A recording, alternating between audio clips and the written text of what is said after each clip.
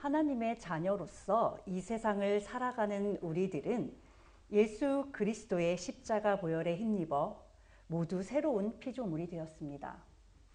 새로운 피조물이 되었다는 것은 선악과를 먹은 아담의 자손으로 살아왔던 이전의 삶과의 결별을 뜻합니다.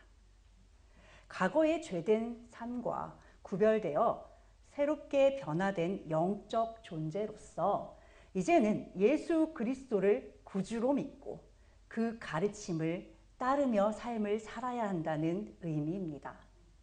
그렇다면 예수님의 가르침이 무엇인지를 잘 아는 것이 매우 중요할 것입니다. 요한복음 13장 34절 새 계명을 너희에게 주노니 서로 사랑하라. 내가 너희를 사랑한 것 같이 너희도 서로 사랑하라. 예수님께서는 십자가를 지시기 직전 제자들과 마지막 만찬을 나누셨습니다. 그때 가룟 유다에게 너는 네 할 일을 해라 라고 하시며 가룟 유다를 밖으로 내보내셨어요. 그리고 남아있는 제자들에게 이 말씀을 하시며 새 계명을 주셨습니다. 십자가의 대속이라는 엄청난 사명을 감당하시기에 앞서 사랑하는 그 제자들에게 주셨던 새로운 가르침이자 마지막 가르침이에요. 그것은 다름 아닌 서로 사랑하라는 것입니다. 그런데 서로 사랑하라는 지침을 주시면서 그냥 막연하게 그렇게 서로 사랑하라는 게 아니라 정확한 기준을 제시해 주셨습니다. 그 기준은 내가 너희를 사랑한 만큼 그만큼 서로 사랑하라는 것이었습니다. 우리는 예수님으로부터 새 생명을 얻은 자들로서 예수님께서 우리를 사랑하셨던 그만큼 하나님께서 우리에게 맡기신 영혼들을 사랑해야 할 의무를 이제 갖게 되었습니다. 내가 원하는 만큼 내가 가지고 있는 한계에 따라 사랑하라는 것이 아니라 예수님께서 우리를 사랑하신 것과 같이 우리 역시도 서로 사랑하라는 것이 바로 예수님의 가르침이에요. 예수님께서 우리에게 주신 사랑은 친히 육신을 입고 이 땅에 직접 오신 성육신의 사랑입니다. 가장 처참한 모습으로 달리신 십자가의 사랑이에요. 자신의 모든 것을 내어주신 그 사랑만큼 우리에게도 동일한 희생의 사랑을 요구하고 계신 것입니다. 아무리 이후에 부활을 하게 될 것이고 하나님의 무한한 영광을 받을 수 있다는 사실을 안다 하더라도 그 십자가의 고통을, 그 비참한 죽음을 영광으로 받아들일 수 있는 사람이 있을까요? 우리는 아마 그 모든 영광을 준다 해도 당장 눈앞에 그 고통을 피하고 싶은 것이 우리의 마음일 것입니다.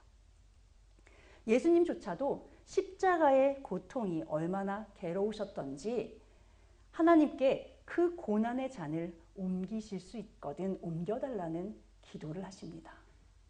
그러나 예수님은 이어 내 뜻대로 마시고 아버지의 원대로 하옵소서라는 기도를 하시며 모든 것을 하나님의 뜻에 맡기는 지혜를 보여주셨습니다. 이것이 우리의 기도가 되어야 될 것입니다.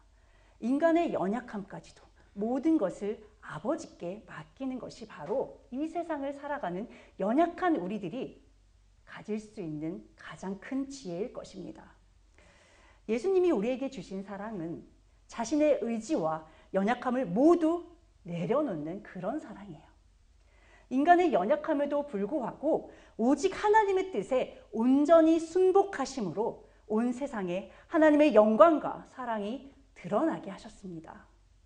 이처럼 오직 하나님의 뜻에 맞추어 자신을 온전히 버린 사랑이 예수님께서 우리에게 주신 사랑입니다.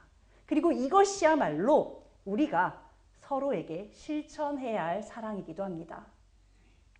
우리는 하나님의 부르심을 받을 때 무조건 아멘하고 순종해야 할 것입니다. 그러나 우리가 원하는 대로만 사명을 받는 것은 아니기 때문에 그것이 그렇게 쉬운 일은 아닙니다. 사람들에게 항상 기쁨이 되는 말이나 위로의 말, 격려의 말 이런 것들만 전할 수 있다면 얼마나 좋을까요? 사명을 감당하기 훨씬 쉬울 것입니다. 그러나 때로는, 아니 더 많은 순간에 우리는 그에게 권면하는 말을 해야 합니다. 그가 듣기 싫은 그 말씀을 전해야 하거나 아주 가끔씩은 심판의 말씀을 전해야 할 때도 있어요.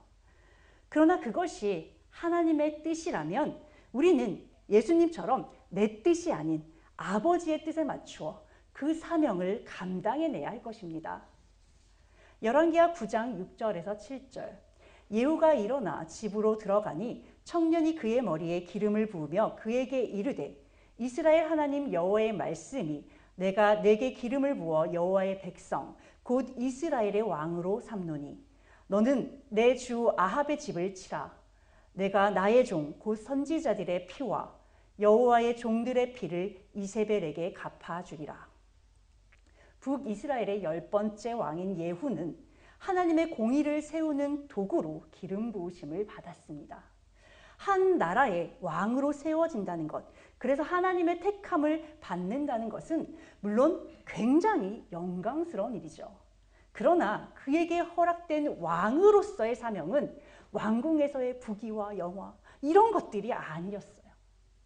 하나님의 오랜 심판의 말씀을 성취하기 위한 부르심이었습니다. 엘리사는 제자 중 한 청년을 불러 길랏 라못으로 가서 예후를 찾아 그를 골방으로 데려가 그에게 기름을 부으라고 명령했습니다. 그를 이스라엘의 왕으로 삼으시겠다는 하나님의 말씀을 선포한 즉시 지체하지 말고 도망치라는 것까지 알려주었어요. 자, 예후가 지금 길랏 라못에 있는 이유는 지금 북이스라엘이 아람 왕인 하사엘에 맞서 전쟁 중이기 때문에 그렇습니다.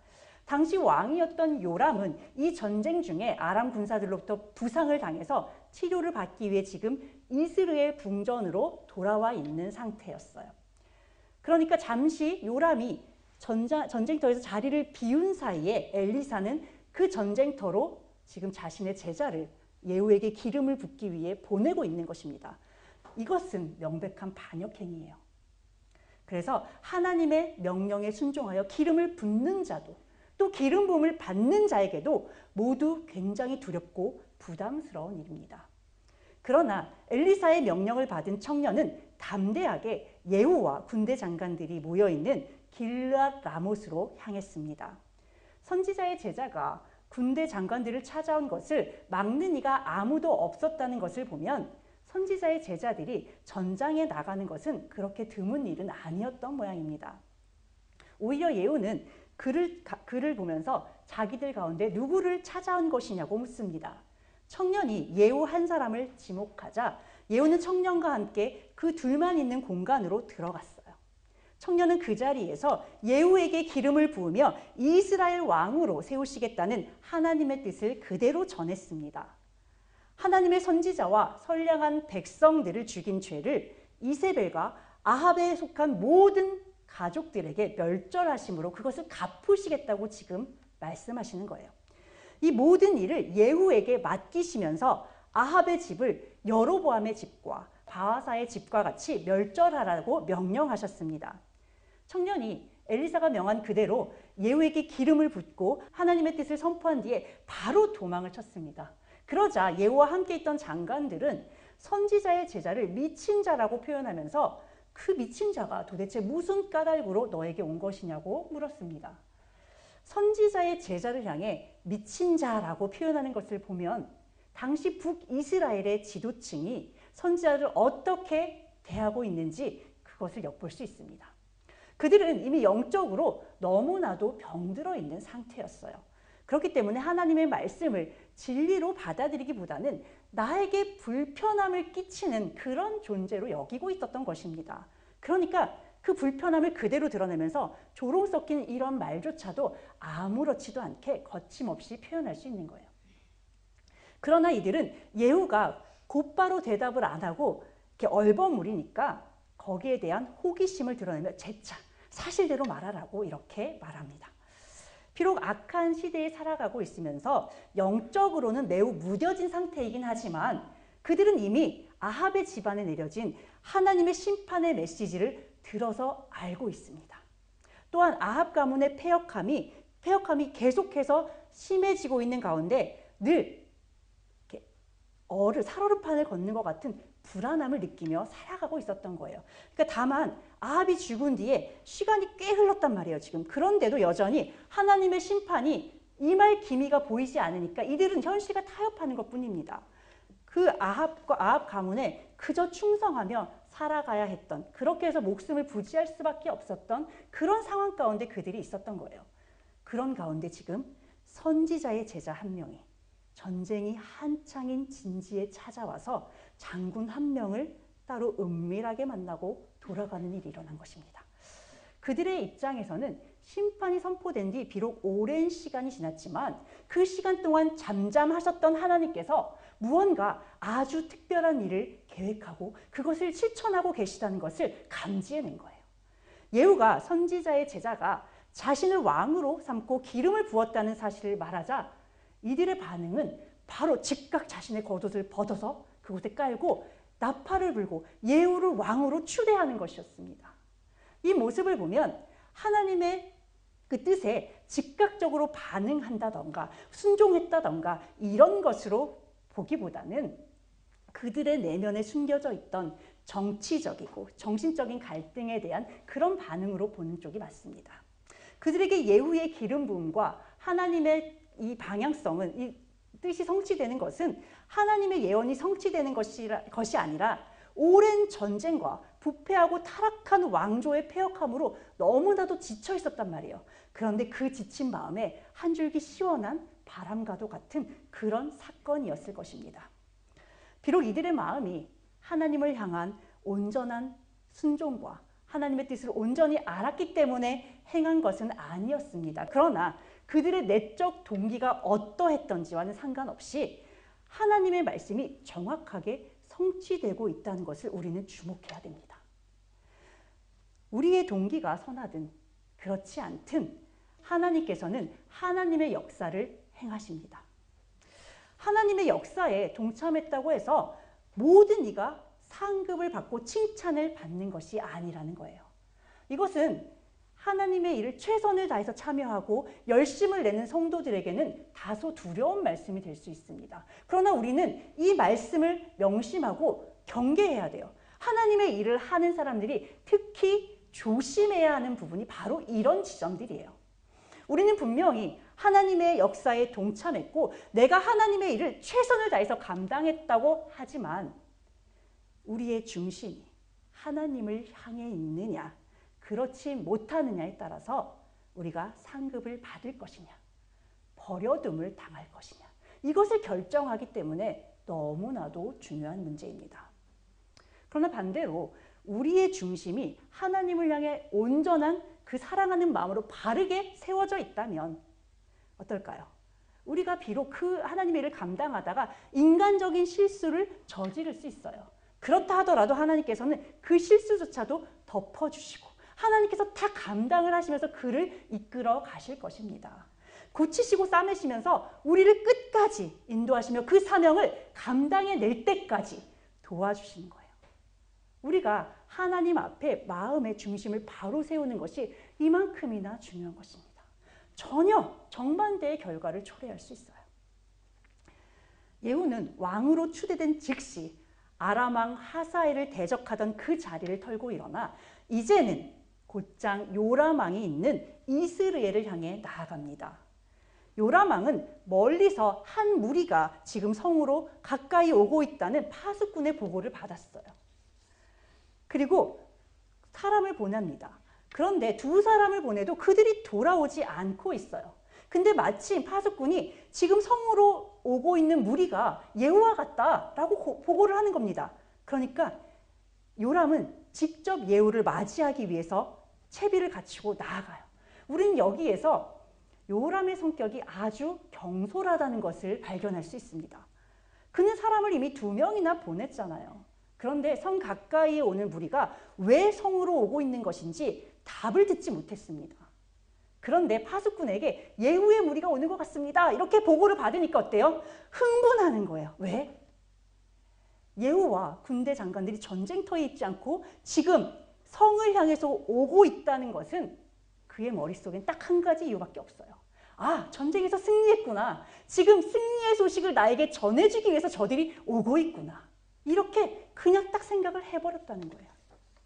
열왕기상 21장 21절에서 24절.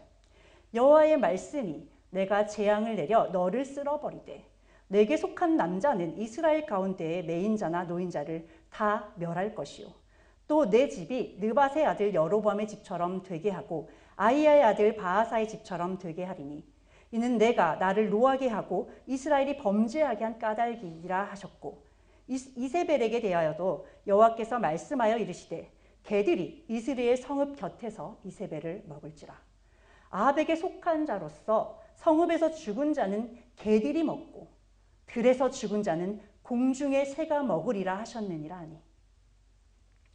이미 아합과 이세벨의 악행으로 아합의 집에는 하나님의 심판의 저주가 내려진 상태였습니다. 그런데 이 말을 직접 들은 아합은 정작 하나님 앞에 잠깐의 겸비함으로 이 저주의 화가 그에게 직접 임하는 것을 면했어요. 그러나 이 모든 심판을 그의 아들의 시대에 행하시겠다고 하나님은 분명히 말씀하셨어요. 그렇다면 아합의 아들인 요람은 이 저주의 말씀이 지금 자기의 직접 당사자가 되는 겁니다. 그렇다면 이 말씀에 대한 경각심을 갖고 살아야 해요. 하지만 그는 12년이란 시간 동안 자신의 왕위가 유지되는 것을 보며 하나님의 이 저주의 말씀을 그만 모두 잊고 말았어요. 예후와 군대 장관들이 자신을 향해 지금 몰아쳐오고 있어요. 그런데 그것에 대해 조금의 의심도 없이 승전 소식을 듣기 위해, 그러니까 어때요? 가서 맞이하는 거죠. 승전 소식을 듣고 딱 그걸 등에 업고 자기가 개선왕이 되어서 지금 성으로 멋지게 들어오고 싶은 거예요. 그러니까 지금 병거를 갖추고 왕의 위엄을 채비를 딱 갖추고 지금 그들을 맞이하기 위해 나가는 것입니다. 유다 왕 아하시아까지 함께 대동하고 그 자리에 나간 것을 보면 그들의 머릿속에는 오직 딱 하나, 승리라는 그 단어 하나밖에 없다는 것을 알 수 있어요. 너무 기막히지 않습니까? 마침 요람과 예후의 무리가 마주 선 곳은 심판의 장소로 예언됐던 나봇의 밭이었습니다. 하나님의 심판의 역사는 한치의 어긋남도 없이 착착착 이렇게 진행되고 있는데 정작 그 심판을 받을 당사자인 그는 아무런 경각심도 없이 스스로 그 자리로 나아가고 있는 거예요. 세월이 흘러 그곳이 나봇의 포도원이었다는 것을 몰랐을까요? 아무리 악행을 저지르고 죄를 지어도 자신의 일상이 별탈 없이 그냥 늘 지속되니까 하나님의 저주와 심판이 그의 머릿속에서 완전히 사라져버린 것입니다. 그러니까 이토록이나 부주의하게 행동할 수 있는 거예요. 스스로 그 심판의 자리에, 죽을 자리에 너무 당당하게 기쁘게 나아가는 것입니다. 그는 예후를 향해 당당하게 묻습니다. 평안이냐? 예후가 대답합니다. 내 어머니 이세벨의 음행과 술수가 이렇게 많은데 어떻게 평안할 수 있겠느냐는 것입니다. 참, 그런 대답을 듣고 난 후에야 예후가 반란을 했구나라는 것을 그제서야 눈치채고 도망가는 거예요. 다급하게. 하지만 너무 늦었죠. 아하시아에게 반역을 알리고 급하게 도망갔지만 때는 이미 늦었습니다. 예후는 도망치는 요람에게 활을 쏘아 그를 죽인 뒤 그의 시체를 나봇의 밭에 던지라고 명령합니다. 그러면서 그가 말하기를 자신이 아합을 추종하던 시절에 하나님께서 그의 일을 예언했던 것을 자신의 귀로 분명히 들었다는 거예요. 아합의 집안에 내려진 저주의 예언을 예후는 기억해서 그대로 행하고 있는데 정작 그 예언의 당사자인 요람은 그 저주를 모두 잊은 채 이렇게 행동한 것이 너무나도 안타깝습니다.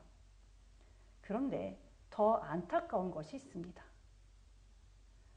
바로 이런 요람의 모습이 우리들의 모습이라는 거예요. 하나님은 이미 세상의 마지막을 세상의 모든 사람들이 알 수 있도록 성경에 곳곳에 기록해 놓으셨습니다. 2000년 전 사도들은 예수님께서 승천하시는 모습을 볼 때 예수님께서 올라가신 모습 그대로 다시 오실 거야 라고 천사들이 얘기해 주는 것을 들었습니다. 그러니까 그들은 어때요? 예수님이 자신들의 시대에 금방 오실 줄 알았어요. 그래서 항상 예수님의 다시 오심을 준비하며 그렇게 살았습니다. 종말을 눈앞에 두고 그렇게 그들은 종말의 신앙을 살았어요. 그런데 지금 우리는 어떻습니까? 그 어느 때보다도 마지막 때가 임박했음을 나타내는 징조가 지금 곳곳에 만연한 그런 시대를 우리는 살아가고 있어요. 입으로 늘 달고 살잖아요. 말세야 말세. 그렇지만 우리 어때요? 말씀을 들을 때는 잠깐 반짝합니다. 그래, 내가 진짜 나가서 마지막을 아는 자로 이제 내일 예수님이 오셔도 내가 예수님을 맞이할 수 있는 신앙을 가지고 살아야지. 막 이렇게 다짐을 합니다.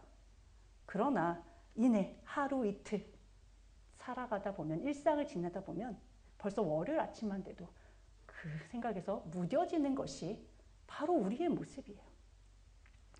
아합에게 하나님의 심판이 선포된 뒤 적어도 15년이라는 시간이 흐른 시점입니다. 지금 모든 이들에게서 하나님의 심판이라는 두려움과 경각심이 사라지기에 충분히 긴 시간이에요.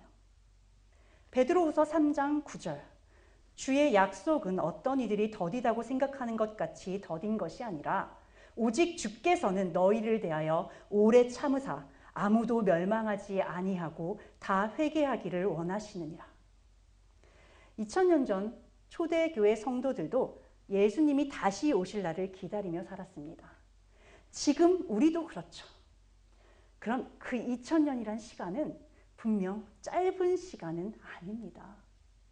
그러나 우리 눈에 보이지 않는다고 해서 하나님의 역사가 없는 것도 아니고 멈춘 것도 더더욱 아닙니다. 우리가 기억해야 할 것은 하나님의 말씀은 반드시 성취된다는 한 가지와 하나님의 시간은 우리의 시간과는 다르게 흐른다는 점입니다. 요한계시록과 성경의 곳곳에 예언된 그대로 지금 세상은 하나님의 심판을 향한 마지막 때의 모습이 우리 눈앞에 재현되고 있습니다. 예전에 몇 년 전만 해도 솔직히 성경을 읽으면서 도대체 이 일이 어떻게 일어난다는 거지? 이런 일이 정말 가능할까? 이렇게 잘 이해되지 않았던 그런 일들이, 그 예언들이 지금은 어때요? 몇 년 사이에 와, 진짜 이게 이렇게 되네. 이렇게 될 수도 있겠구나. 이렇게 우리 눈앞에 그대로 펼쳐지고 있어요. 그런데 우리 어때요? 당장이라도 마지막 때가 도래했듯이 세상이 급변하고 있는 모습을 보고 있으면서 한편으로는 어떻습니까? 그럼에도 불구하고 일상은 언제나 그래왔듯이 지금까지 계속해서 동일하게 흘러가고 있는 것처럼 느껴집니다. 그러다 보니까 끝이 임박한 시대를 살아가고 있는 우리들조차도 어때요? 일상 가운데 마지막 심판의 날과 그리스도의 재림을 모두 잊은 채 살아가고 있어요. 그렇다면 십수년이 넘는 시간 동안 하나님의 심판의 말씀을 잊은 요람의 상태가 아주 심각하게 미련하거나 믿음이 없어서 그가 한심해서가 아니라는 거죠. 이것이 일반적인 우리들의 모습이라는 것입니다. 그러나 사람들이 하나님의 심판의 예언을 잊기에 충분했던 그 시간은 하나님의 오랜 인내의 시간이었습니다. 요람의 시대에 심판을 유보하시며 그에게 12년이라는 시간을 허락하셨던 것은 하나님께서 그가 회개하고 돌이키기를 기다리는 시간이었어요. 말씀을 통해 여러분은 하나님의 마음이 어디에 있는지 정확히 보시면 좋겠습니다. 하나님께서 심판을 말씀하시는 것은 제발 그 자리에 앉아있지 말고 빨리 돌이켜서 이 영원한 생명의 자리에 나와 영원히 거하는 이 자리로 돌아오라는 간절한 사랑의 메시지예요. 하나님이 원하시는 것은 아무도 멸망하지 않고 모두 회개하여 구원을 얻는 것입니다. 안타깝게도 하나님께서 주신 기회의 시간은 그 은혜를 받아 누릴 그릇이 없는 사람에게는 오히려 더 큰 심판만을 초래할 뿐입니다. 하나님의 심판의 경고를 마음에 두지 않고 끝까지 죄의 자리를 떠나지 않았던 아합의 자손들과 이세벨은 심판의 말씀 그대로 모두 멸망하고 말았습니다. 예후는 요람에 이어 요람과 함께 있던 유다왕 아하시아까지 죽인 뒤 곧장 이세벨이 있는 이스라엘 왕궁으로 향했습니다.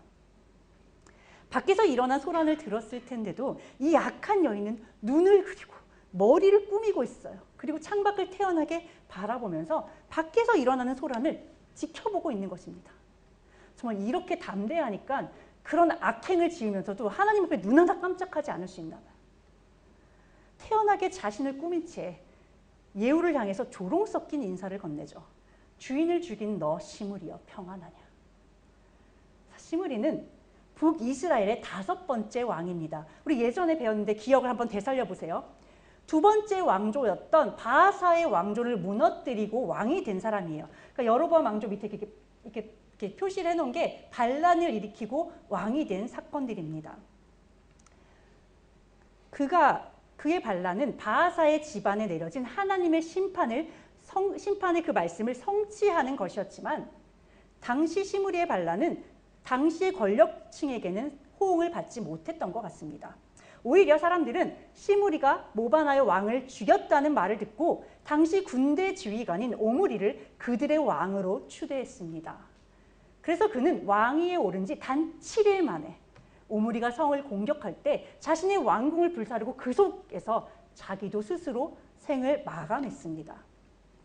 북이스라엘의 역사 가운데 왕을 죽이고 모반을 일으켜 왕이 된 사례가 시므리만 있는 것이 아니었죠. 그런데 굳이 시므리라는 이름을 거론하며 그를 조롱했던 것은 너의 반란이 시므리와 같이 그렇게 보잘것없는 것이 되길 바란다는 이세벨의 마지막 바락과도 같은 저주의 말입니다. 예후는 왕궁에서 자신을 도울 자를 찾았고 그에게 동조한 내시들이 이세벨을 창밖으로 내던지면서 악한 이세벨은 비참한 최후를 맞이하게 됩니다. 예후는 바닥에 내던져진 그 이세벨의 시체를 밟고 성으로 들어갔습니다. 얼마의 시간이 흐른 뒤 예후는 그래도 그 여인이 왕의 딸이니 예후를 갖춰주기 위해 이세벨의 시체를 수습하라고 그 신하들에게 명령했습니다. 그러나 이미 그녀의 시체는 들짐승들에 의해 심하게 훼손된 뒤였어요. 장사를 지낼 수 있는 시체를 거둬올 수가 없는 겁니다. 도무지 이게 이세벨의 것인지 이세벨이라고 말할 수도 없을 정도로 그 시신이 아주 처참하게 훼손되어 있었습니다. 그런데 이 비참한 모든 상황은 이미 오래전에 하나님께서 엘리야를 통해 예언하신 그 말씀 그대로라는 거예요. 이 모든 것은 끝내 자신의 악함을 내려놓지 않고 끝까지 하나님을 대적하고 조롱했던 이세벨 스스로 자초한 결과입니다. 이 사건을 보시는 여러분은 어떤 생각이 드십니까? 악한 자의 최후가 이토록 비참한 것은 당연한 거야. 자업자득이지. 이런 생각을 하십니까? 아니면 아무리 그렇게 악한 자라 하더라도 꼭 이렇게까지 잔인하고 비참하게 했어야 하나? 이런 생각이 드십니까? 실제로 어떤 사람들은 예후가 하나님의 명령에 순종해서 그 명령을 이행한 것, 심판의 말씀을 성취한 것은 잘한 일이지만 그토록 비참하고 잔인하게 이 일을 행했어야 했는지 의문을 갖기도 합니다. 훗날 예후 역시도 하나님의 심판의 자리에 앉게 되는 것을 볼 때 이때 예후가 저질렀던 잔인한 행동이 결국 그도 하나님의 심판의 자리로 앉게 한 것이라는 그런 말을 하는 것을 들은 적이 있어요. 그러나 저는 이 자리에서 분명하게 말씀드립니다. 이런 생각 자체가 하나님의 역사를 인간 중심적인 생각으로 보고 있는 것이라는 것을 정확하게 말씀드려요. 예후는 하나님의 예언이 모두 성취될 수 있도록 하나님께서 특별히 선택한 사람입니다. 아직 이스라엘 왕이 살아있는데 그 상태에서 기름 부음을 받고 왕이 되었기에 그에게도 두려움, 부담 다 있었을 거예요. 그리고 그는 지금 북이스라엘 왕뿐만 아니라 유다의 왕도 동시에 상대해야 하는 그런 상황이었어요. 그런 상황 가운데 하나님의 말씀에 순종해서 심판을 성취하겠다고 결단한다고 해서 누구나 그 일을 감당할 수 있는 게 아니라는 거예요. 예후는 자신에게 맡겨진 일을 충실하고 성실하게 해내는 그런 사람이에요. 아주 단호한 성품을 지닌 사람이었기 때문에 하나님은 아합의 집안을 모두 멸절할 심판의 도구로서 예후를 선택하신 것입니다. 모든 일에 최선을 다하고 열심을 내는 그런 성품을 가졌던 예후는 하나님의 말씀이 단 하나도 땅에 떨어지지 않도록 하나님께서 맡기신 사명을 잘 감당해냈습니다. 그에게 하나님을 진심으로 사랑하고 경외하는 마음이 있어서, 그 믿음이 있어서 이 사명을 감당했다고 보기는 솔직히 어려울 것 같습니다. 그러나 하나님의 역사를 성취하는 귀한 사명을 감당해낸 것은 변함없는 사실입니다. 그리고 그것 하나만으로도 그는 충분히 칭찬받을 만한 자격이 있어요. 하나님께서도 이후 그가 하나님의 명령을 정직하게 잘 이행했다는 부분에 대해서 칭찬하셨어요. 그리고 그에 합당한 상급을 주십니다. 오늘 우리는 예후의 충성과 열심으로 성취된 하나님의 심판을 통해 하나님의 심판은 반드시 임한다는 것을 보았습니다. 하나님의 인내하심이 그토록 길었음에도 불구하고 심판의 자리에 그대로 앉아있는 자들의 최후는 이와 똑같을 것입니다. 이는 하나님이 잔인한 하나님이시기 때문이 아니라 인간의 완악함 때문입니다. 우리가 이 부분을 혼동하게 되면 성경을 보면서 자꾸 인간 중심적인 그런 해석을 내놓게 돼요. 그것은 하나님 앞에 옳지 않습니다. 자, 보세요. 사람을 보면 이유 없는 사람이 없죠. 나름의 사정 없는 사람 없습니다. 그러니까 사울이 어떻게 했어요? 하나님이 진멸하라고 하신 아말렉을 진멸하지 않잖아요. 왜? 너무 좋거든요. 그래서 이거를 하나님께 드릴 제물로 드리고 싶어서 제가 죽이지 않고 좋은 것들만 남겨뒀습니다. 그러나 그렇죠. 충성하지 못한 이유가 있고 죄를 저지른 사정이 모두 다 있어요. 그런데 아무리 우리가 인간적인 이유로 하나님 앞에 충성하지 못했던 몇백 가지 핑계를 갖다 붙인다 하더라도 하나님이 정하신 그 규칙에 맞지 않으면 그 핑계는 아무 의미가 없습니다. 달리기 공주를 하는데 아무리 1등으로 제일 빨리 들어왔다고 하더라도 그가 규칙을 어겼다면 금메달을 박탈당하는 것이 당연한 거잖아요. 그것과 동일한 이치입니다. 하나님의 룰은 이미 정해져 있어요. 악인에게 임하게 될 하나님의 심판은 이미 예정되어 있습니다. 갑자기 하늘에서 뚝! 너 심판, 너 실패! 이러지 않죠. 이미 오래전부터 이러면 안 돼, 이렇게 하면 이런 벌을 받을 거야, 다 기록을 해주셨어요. 우리는 좋든 싫든 이것을 바꿀 수 없습니다. 우리가 할 수 있는 유일한 일 한 가지는 하나님이 정한 규칙을 그대로 따르며 이 길을 걷는 거예요. 그 규칙이 뭐예요? 바로 예수 그리스도를 믿는 믿음 그 하나만 가지면 되는 거예요. 우리가 예수 그리스도를 믿는 믿음만을 가졌을 때 우리는 하나님이 내리신 그 분노의 잔을 피할 수 있습니다. 그 방법 외에는 없습니다. 아합과 이세벨의 자녀들은 부모의 죄로 하나님께 심판을 받아 한자리에서 죽임을 당했습니다. 자신의 악행으로 모든 자손들을 죽음으로 몰아넣었던 오늘의 이 사건을 기억하시기 바랍니다. 하나님의 심판은 이토록 숨을 곳이 없이 두려운 것입니다. 그러나 심판을 받은 그들이더라도 하나님은 심판을 유보하시며 그들이 돌이키기를 기다려주셨다는 그 사실 역시도 꼭 기억하시기를 바라요. 아니, 그 전에 그 심판의 말씀이 임하기 전에 원래 그들과 하셨던 약속에는 은혜와 축복이 함께 있었음을 잊지 마시기 바랍니다. 내 말을 행하여 지키기만 하면 천대까지 그 복을 누릴 거야. 이 말씀, 하나님의 약속은 다윗에게만 주신 것이 아니에요. 이미 신명기에 또 레위기에 이 말씀을 모든 하나님의 자녀들에게 주신 거잖아요. 우리에게도 동일합니다. 똑같이 주셨어요.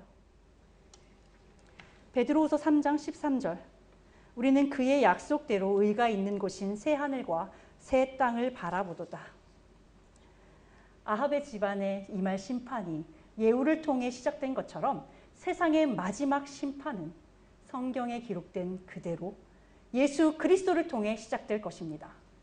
그러나 지금 이 세상의 삶을 경건한 하나님의 자녀로 살아낸 구별된 자들에게는 그 심판의 시간은 약속대로 의가 있는 곳, 새하늘과 새 땅에서의 영원한 삶이 될 것입니다.